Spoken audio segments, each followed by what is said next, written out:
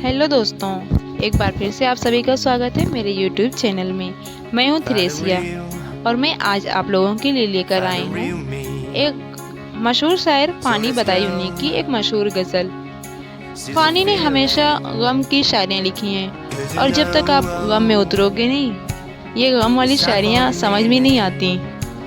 तो पेश है आप लोगों के लिए ये मशहूर गज़ल।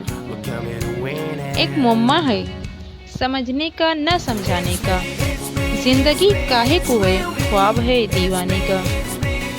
मुख्तसर किस्सा गम ये है कि दिल रखता हूँ, राज एक कौनैन खुलासा है इस अफसाने का।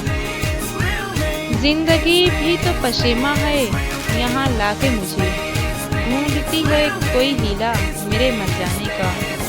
ये शेर तो मुझे बहुत ज़्यादा पसंद है। जिंदगी भी तो पशेमा है यहाँ लाके मुझे, ढूंढती है कोई हीला मेरे मर जाने का। तुमने देखा है कभी घर को बदलते हुए रंग, आओ देखो ना तमाशा मेरे गम खाने का। अब उसे दार पे ले जा के सुला दे साकी, यूं बहकना नहीं अच्छा तेरे दीवाने का।